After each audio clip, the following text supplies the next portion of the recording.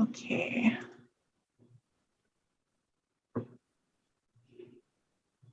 Okay, thank you so much for joining us, everyone. Sorry for the late start and the technical difficulties, but we'll get on our way in just a moment. If you wouldn't mind just typing into the chat box where you're joining us from, just so we can see, where everyone's calling in from. But I just want to welcome everyone. Okay. Sorry, hold on one moment. Okay. So aloha, welcome. My name is Michelle Kizik, and I am the Development Assistant at Historic Hawaii Foundation. Thank you for joining us for the 35th Annual Experts at the Cathedral Lecture Series. HHF is pleased to co-sponsor this series in collaboration with the 175th anniversary of the construction of Washington Place. This year's lectures will explore 6 residences that are significant to the life of Queen Lili uokalani.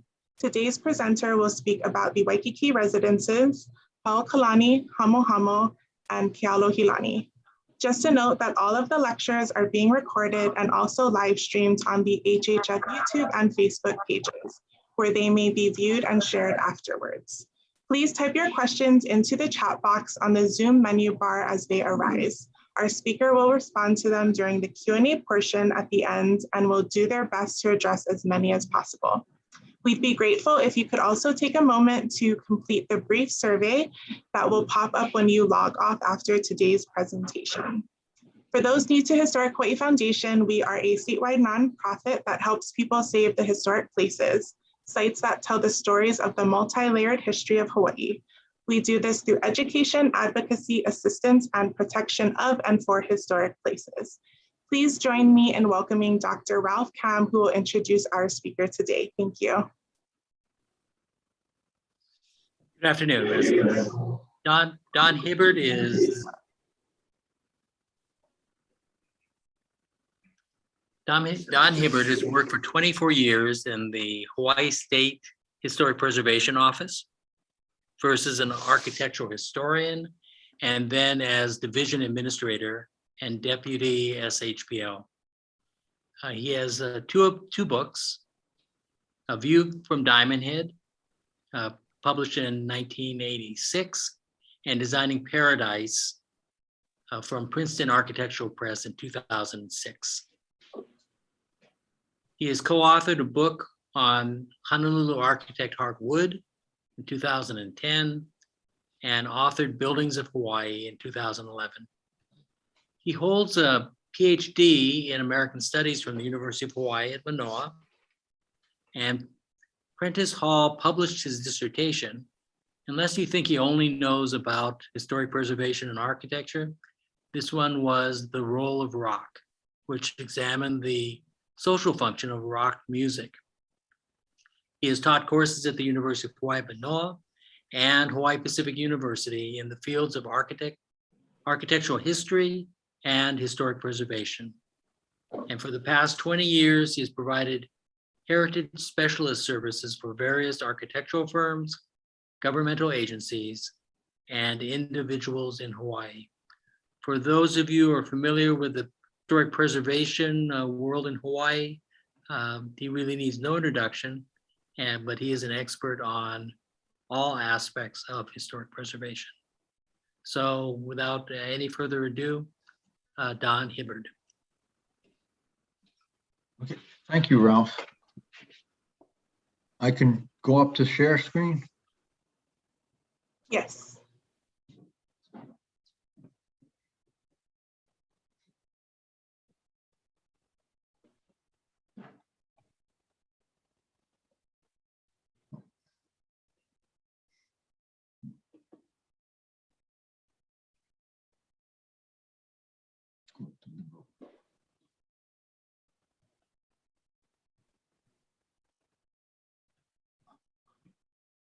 Okay, looks great. Okay. All right. Today I'll be talking a little bit about the Waikīkī dwellings of Lili uokalani. The title of the talk mentioned 3 different names, which I think we should just address first. There was Kealohilani, and Paoakalani. Those are both street names in Hawaii. We'll talk a little bit more about those street names in a minute.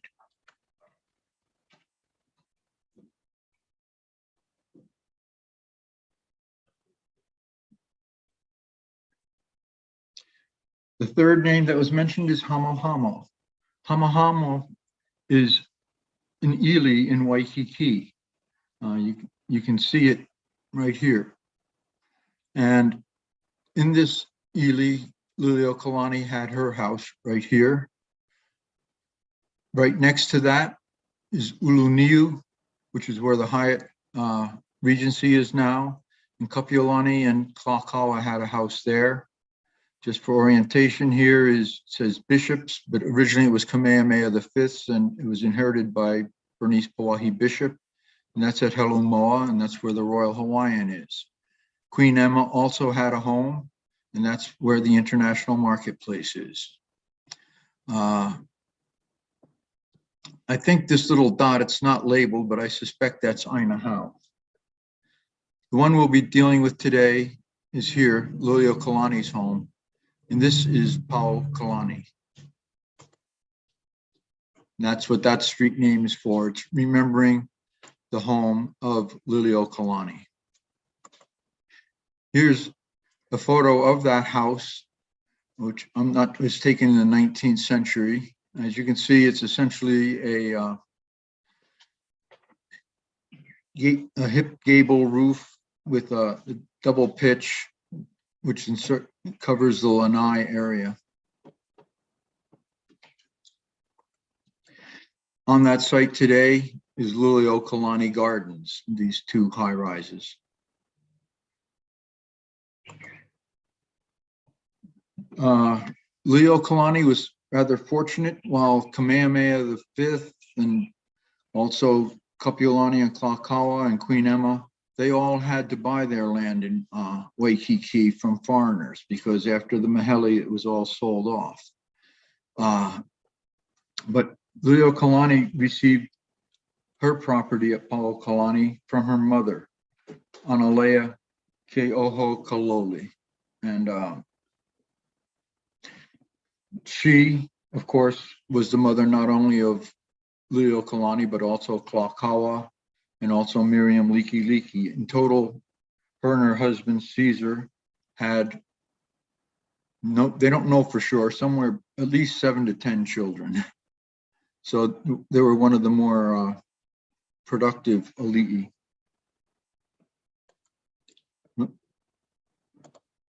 Here's another view of the house, a closer view. And essentially, it was used at this time. Waikīkī was a place of relaxation, a retreat from everyday life where you'd go to relax.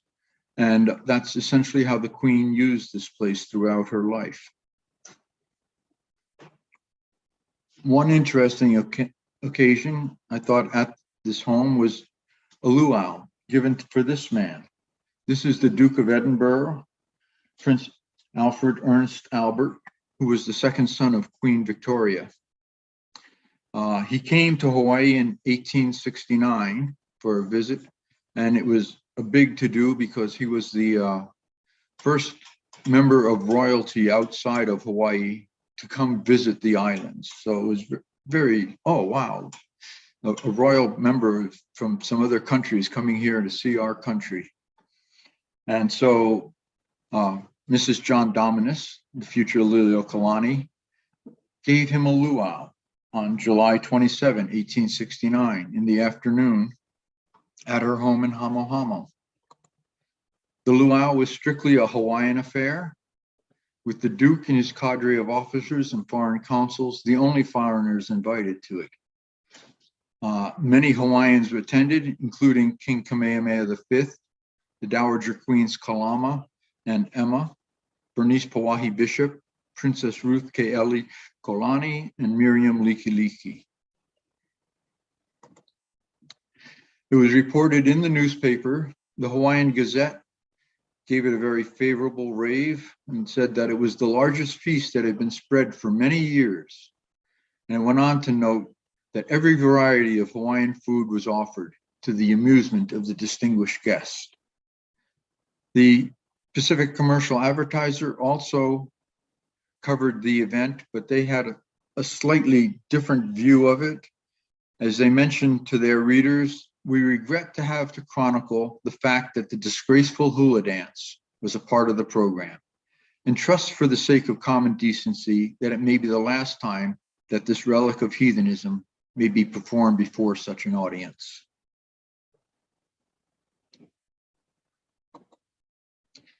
In addition to it being a place of relaxation, when Lili uokalani was imprisoned in 1895 in Iolani Palace, she wrote a song, Ku'upua I Paoakalani. That is, my flower in Paoakalani. The song talks about how much she loves the flowers there, but the song was also doing more than just celebrating the flowers at Paoakalani. They're also celebrating the man on your right. That's Johnny Wilson. Johnny Wilson, if you're not familiar with him, served 3 times as mayor of Honolulu. He was mayor of Honolulu from 1920 to 1927, and then again from 1929 to 31. And then a 3rd time he served from 1946 to 1954. He was the son of Evelyn Townsend Wilson. Evelyn Townsend Wilson was one of Queen Lili uokalani's ladies in waiting. And when the Queen was imprisoned at Iolani Palace, Evelyn accompanied her voluntarily to be with her during the whole time of her imprisonment. Johnny was a teenage boy at that time, and every day he had flowers sent to the Queen, and the flowers were wrapped in newspapers. And it was a newspaper of that day. So through that way, the Queen was able to find out what was going on in Hawaii at that time. So the song essentially is talking about those beautiful flowers that Johnny Wilson was having sent to her every day. After she got out of prison at Iolani Palace, she did pay Wilson to go to Stanford University, where he became an engineer. And besides being mayor, he was also the engineer for the original Poly Highway.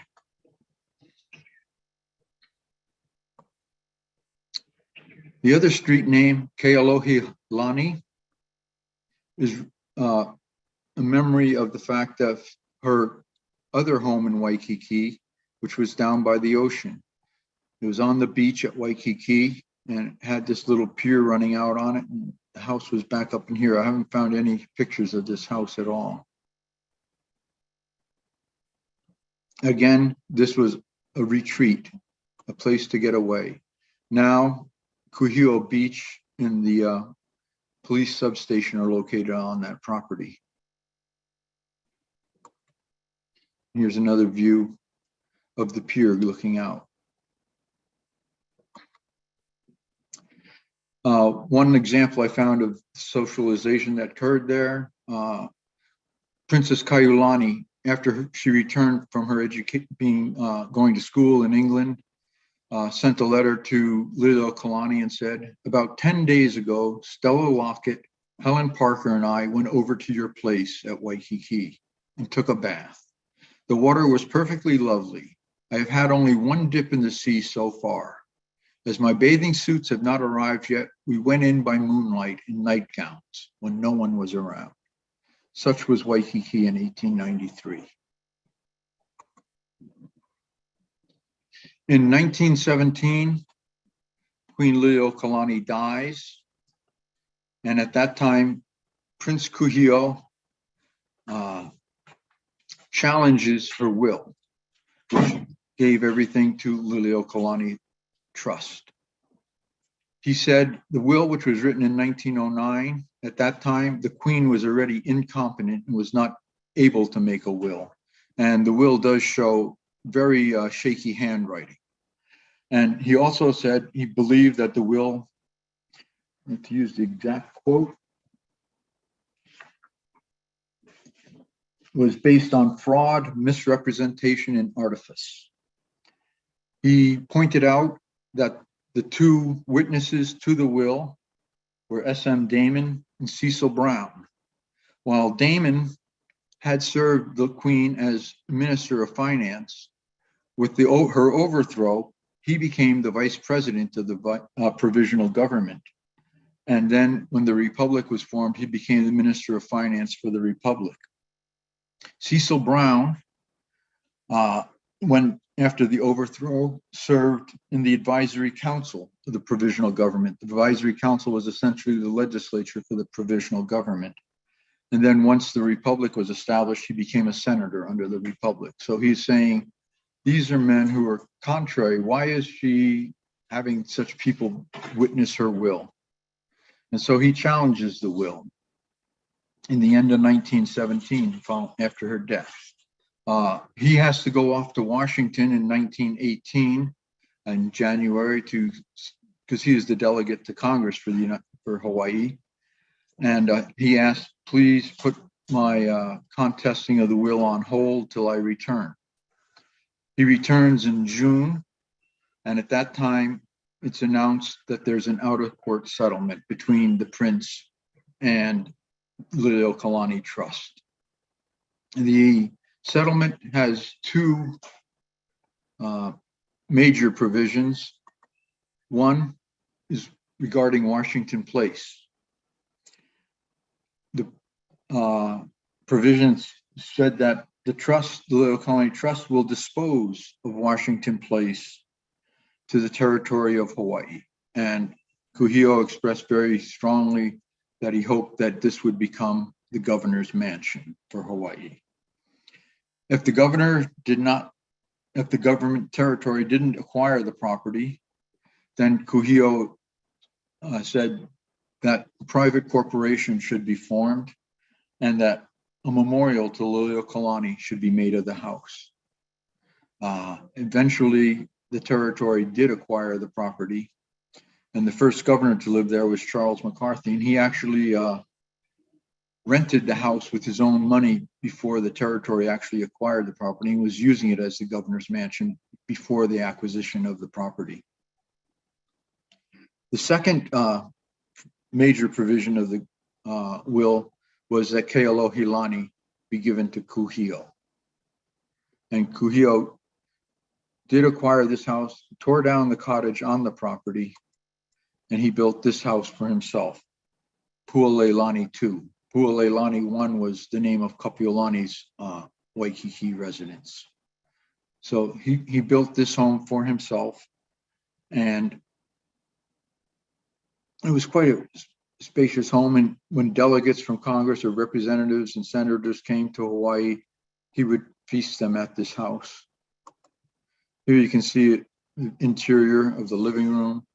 You can see hina being draped everywhere. This was he and his wife's silver anniversary. This picture was taken.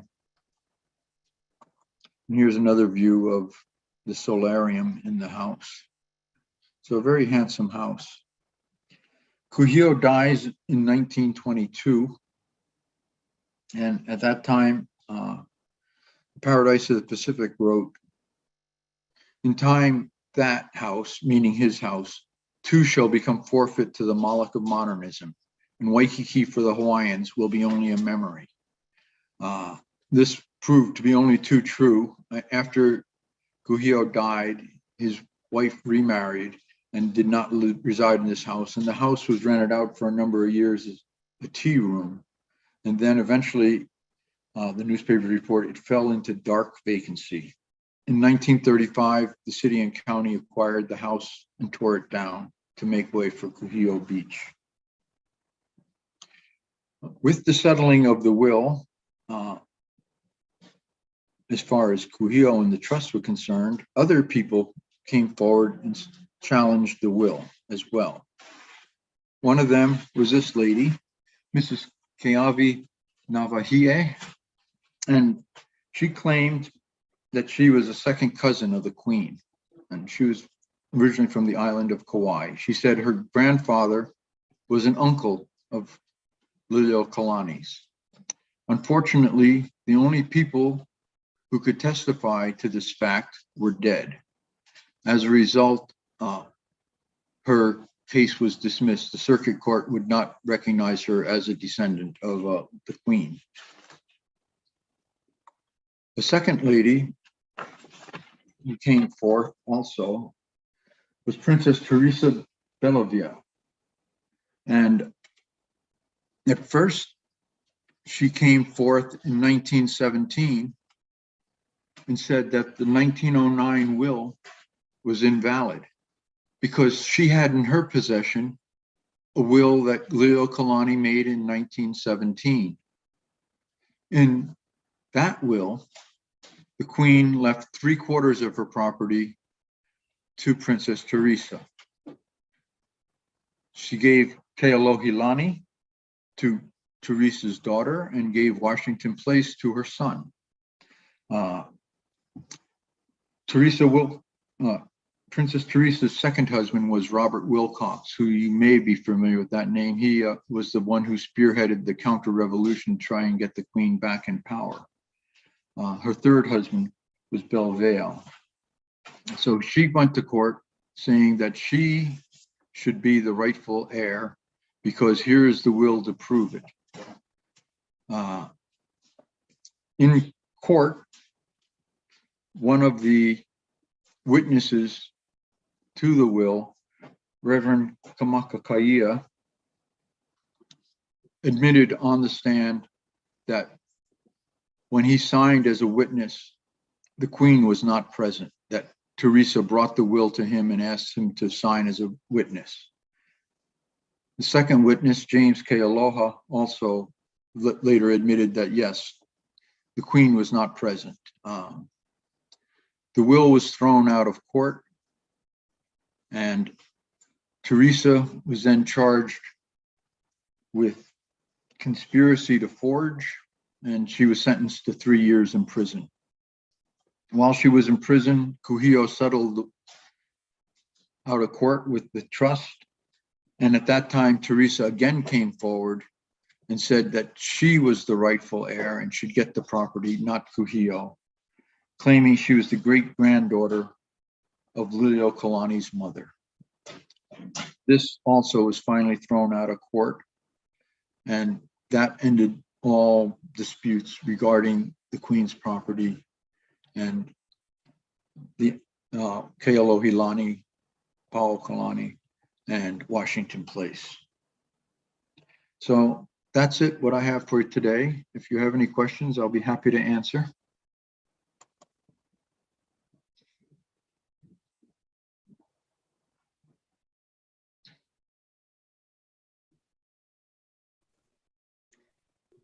Thank you so much, Don. I think Ralph is going to come on and moderate the Q&A, but we do have a few questions in the chat, so I just direct messaged you, Ralph. So. Okay, thanks.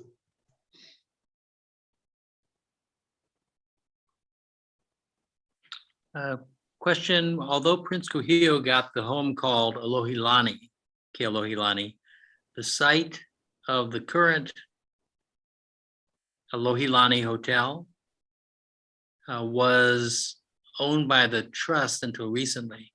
Can you show us a map again of how far those sites are? I'm not sure where the Kalohilani Hotel is, but I can put up the map if somebody else can sort of.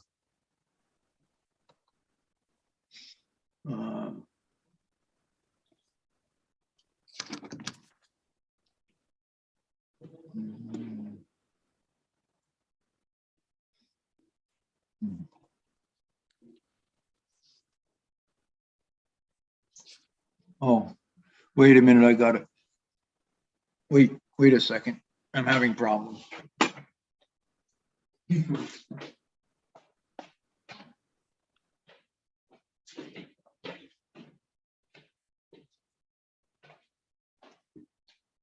Let's ask another question and come back to that one. I have to figure out how to get the share screen back up and working. Is that the one you want?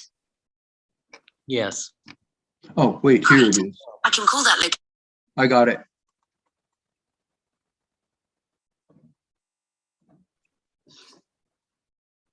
Getting directions to Kalohilani Resort.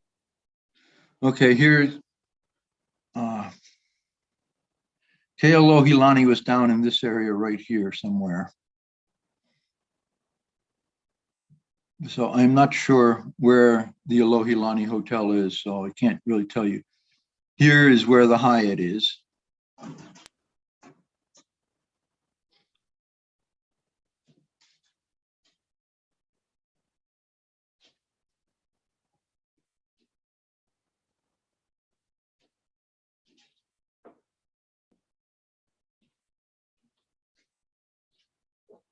And Kealohilani, I know, did extend over to this side of the street as well, of Kalakaua Avenue, because Kuhio will later subdivide parts of that property.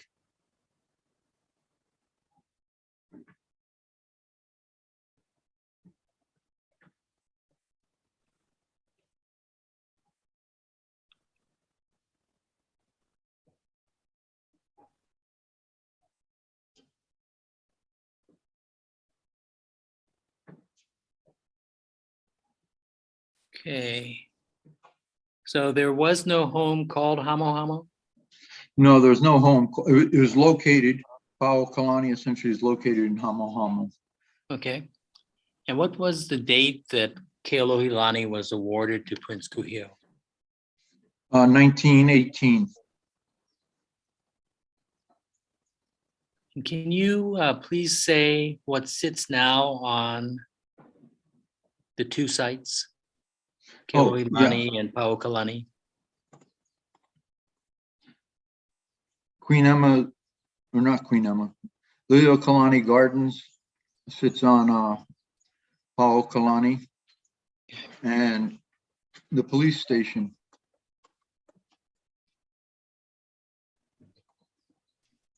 Sorry to interrupt, Kuhio Don. Sorry to interrupt, but you can stop your share screen. Your presentation is still up, but you can stop your share screen. Oh, okay. Yeah, thank you.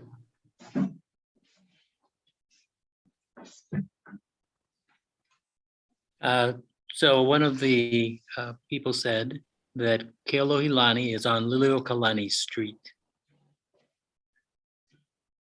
and Kalakaua. Okay. Yeah, that's parallel. Kealohilani and Lili uokalani run parallel to each other. And obviously Lili uokalani is named after the queen.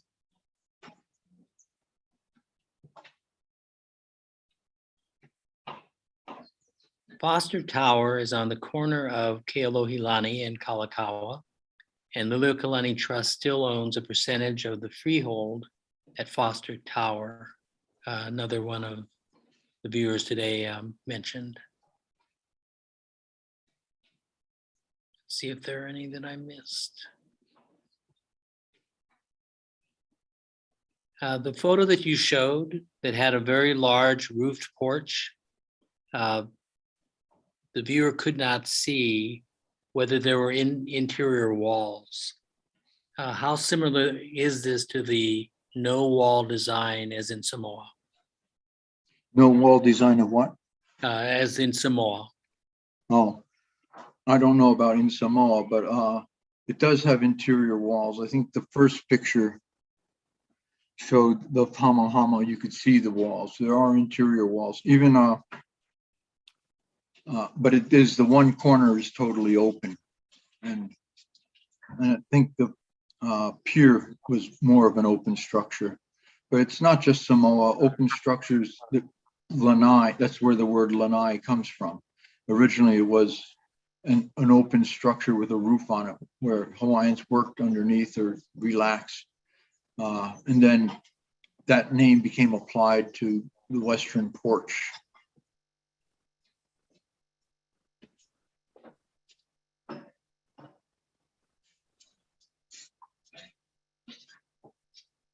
You talked about a number of homes in Waikīkī of the other royalty. Was it a gathering place for the various royal members? Well, Waikīkī, it's a gathering place, but it was a place to go to relax. And it seems that they're a fairly tight-knit group. And so like Kamehameha had his home down in Hamohamo, which was essentially a thatched structure. And then after he died, Burmese Pauahi bishop obtained the property. They kept the thatch structure, but they also built a Western style kitchen on the property. So it was used for entertainment, for relaxation, recreation. And it wasn't just the royalty using it. The Western people that owned houses down there essentially was the same thing. They were essentially beach houses. They were not places you stayed full time, at least in the mid 19th century. Towards the end of the 19th century, you start getting full-time residences coming in, especially after the tram came in 1889, and then electric trolley came in at the turn of the century, which then opened up Waikīkī a lot more. There's an account that I read in Hawaii's Story by Hawaii's Queen about Lili uokalani's opponents coming down and being on her property, in effect. Was that common for, I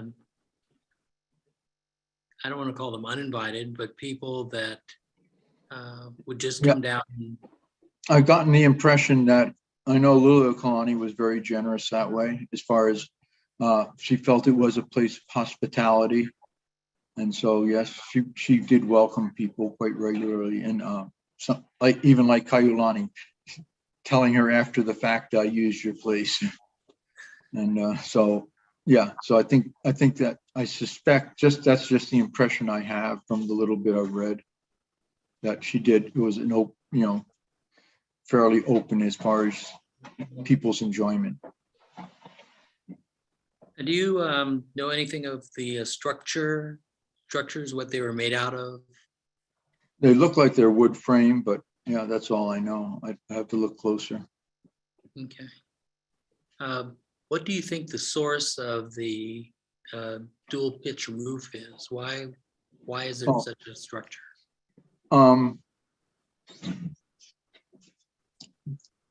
The double pitch roof, essentially it was a convenient way to shelter a lanai, essentially extending. And what happens is if you just extended the hip straight down, it becomes too tight an angle.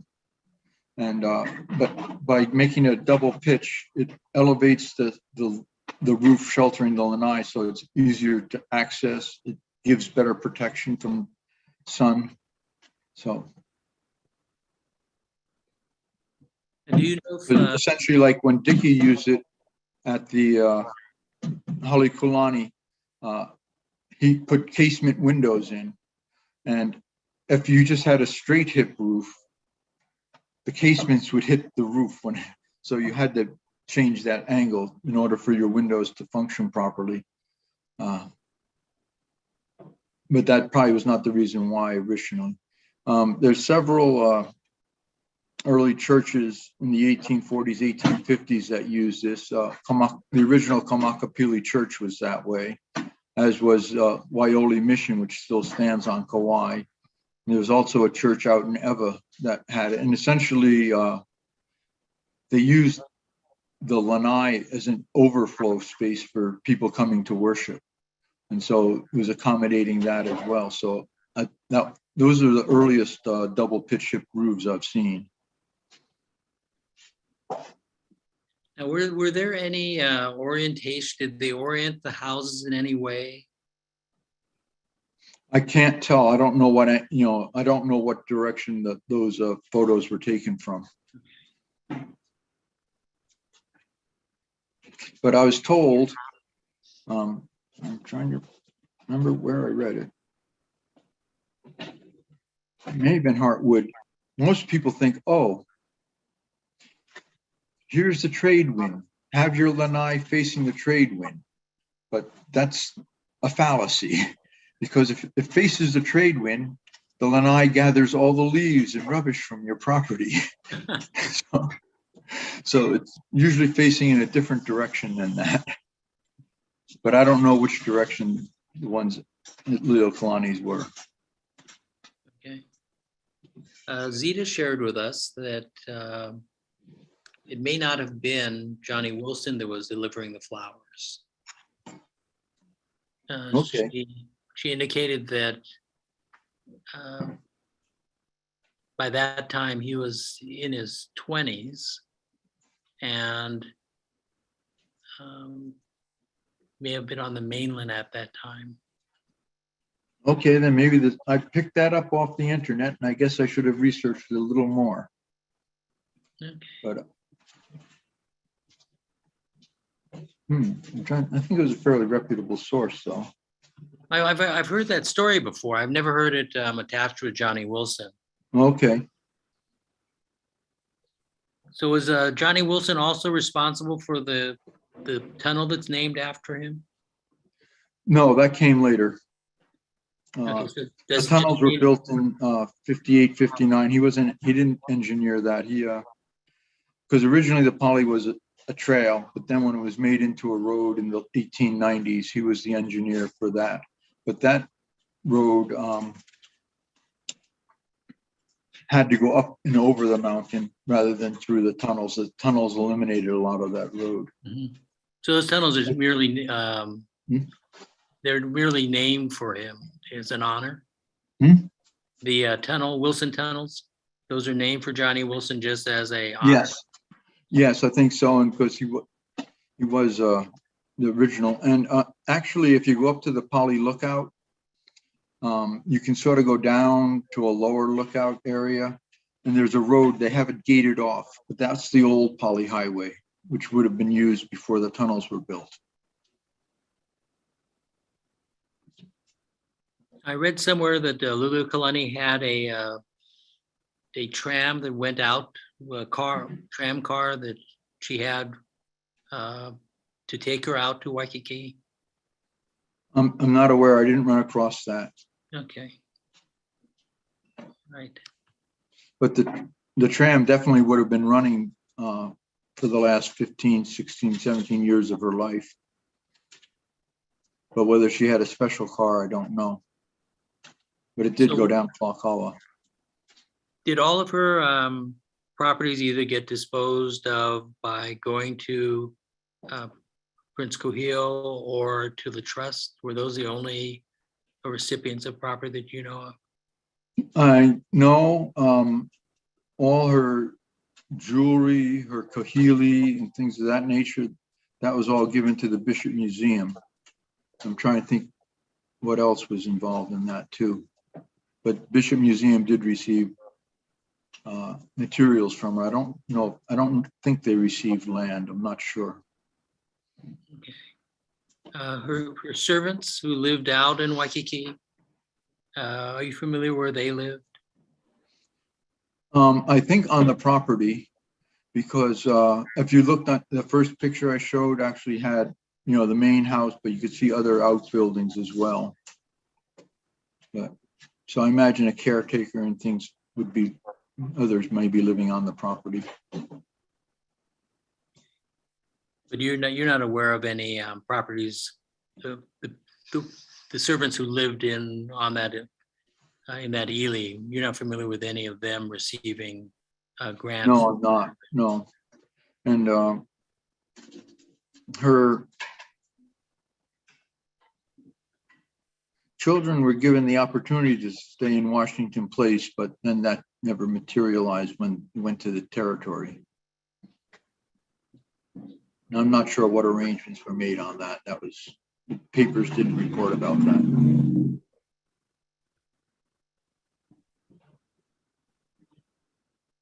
So are there,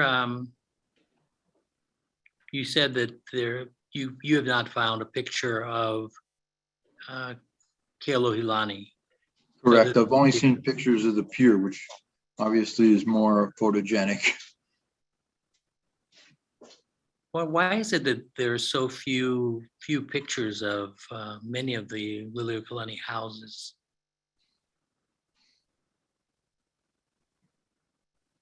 Maybe it was viewed more as an ephemeral thing, something that was reused. I can't conjecture on that.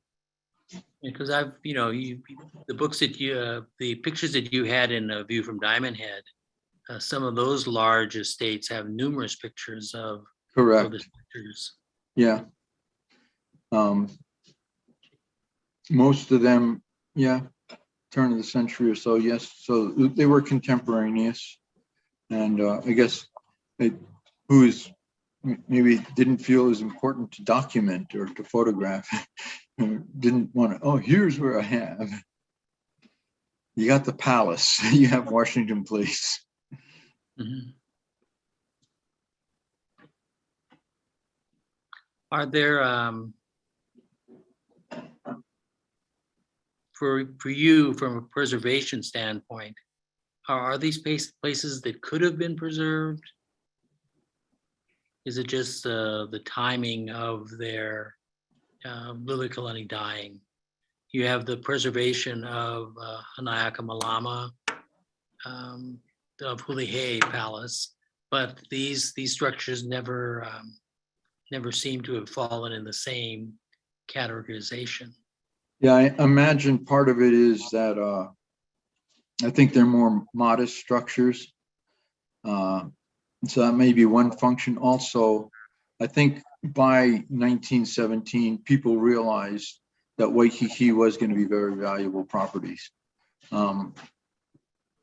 Archibald Cleghorn, who Ainahau, where Princess Kealohilani grew up, in 1912, he bequeathed that to the territory of Hawaii in his will. And some of his descendants said, oh, no.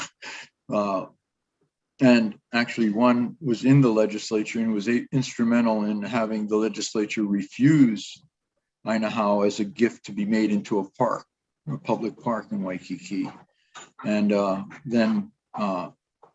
so once the gift was actually refused, two legislatures both refused the gift. And so then after that, the property was subdivided and sold. And actually a lot of the land around Paoakalani, the same thing. She had, besides the house, there were rice fields around the area, which she actually had under lease to different farmers. And again, after her death, that all becomes subdivided as well. Like I mentioned, Kuhio have some property over on the Mauka side of Kalakaua. He will subdivide his properties too. So the whole area, it's becoming it's one of the major residential areas being developed in the 1920s, as well as Manoa and Kaimuki also, and Makiki more so earlier, but so it was a major area of the subdividing of Waikīkī. And so I think that could also be playing a factor that, yes, we see the future, like Paradise Pacific bemoaned in 1922, it's going to fall to the Moloch of modernism. And and what was the impact of the Alawai Canal on these lands? That's what allowed the subdivision, because essentially before that, most of the land was all in wetland agriculture, with some fast lands here and there. But when the canal was built, they used the dredge to fill in all the lowlands in Waikīkī. And actually, an interesting story on that. The original Alawai was supposed to be half the width it is, but once they built the first part, then Dillingham owned all of Macaulay, and why don't we do another increment and make this canal wider? And then that fill was used to fill in Macaulay and the golf course area, which was originally a fairground. So that all became filled in the second increment of the Alawai Canal. But the canal originally, an interesting story on that. Lucius Pinkham was the head of the Department of Health, and he conceived of the canal as a way, to get rid of the wetlands in Waikīkī, but also the mosquito. He's saying we could get malaria if the right mosquito comes. And so let's eliminate that chance. And course, when he proposed that in 1914, nothing happened. But then Woodrow Wilson appointed him territorial governor of Hawaii. And when he became governor, he remembered his plan.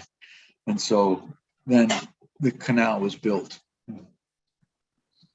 But yeah, essentially it allowed for development because there was a lot of complaints already because the Moana Hotel was built in 1901. So they're recognizing Waikīkī is going to be a resort area. And but when you clean your rice fields, you clean your taro fields, all the debris goes down the stream, out to the ocean, then up onto the shore at Waikīkī. So that some people I remember writing in the paper saying they were very happy that that wasn't happening anymore. So how did people gain title for that extra land that was created when the space between what would have not been wetland and where the canal was? You know, there's What do you mean? The wetlands were all already owned by people. Right. So if they were made solid, they just, whoever had the title to the wetlands had the title to that property. Right. And I don't recall if they had to pay a fee for that or not, or how that was done. I haven't looked into that. Okay. So we have a little bit more time for other questions. Does anybody have any questions? Just put it up in the chat. I direct messaged you a couple that came in, so. Okay. Yeah. Scroll down. Can you please say again the full name of Liliu's mother? Analea Kealohilani. Okay. And the last name of Princess Teresa again? Okay, I don't know French very well. Belliveau.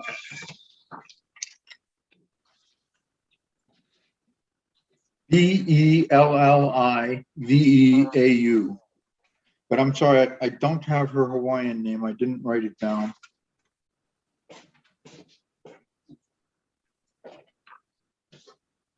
And are you familiar with the legacy of the Lili uokalani Trust? Not at all. I'll let you do that. There may be somebody from the Lili uokalani Trust on our call if you want to put that into the chat.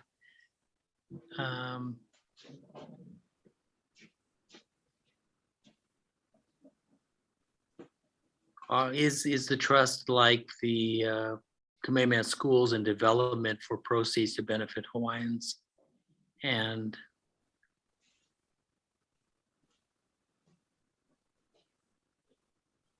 let's see, another one, the quarry stones that are unearthed near the police station, were these parts of the property improvements or do they date from earlier?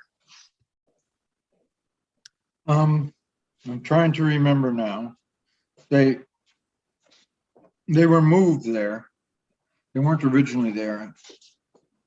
And I can't remember if they were at, I better not say, because I don't want to give out, somebody will think it's true. And I'm not sure, but they were not there. They were located, and they were relocated down to Waikīkī. Okay, for those of you who are interested in learning more information about the Lili uokalani Trust, you could go to onipa'a.org. Thank you, Zita. John Rich shared that the 4 big stones were taken from Maumai Park in Kaimuki, and they represent the 4 kahuna from Kahiki.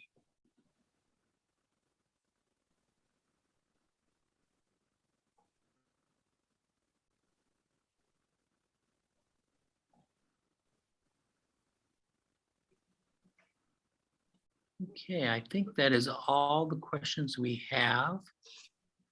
We usually end these sessions with a little bit of information from the Historic Hawaii Foundation. I'd like to thank our speaker once again for the information that he's uncovered for these houses.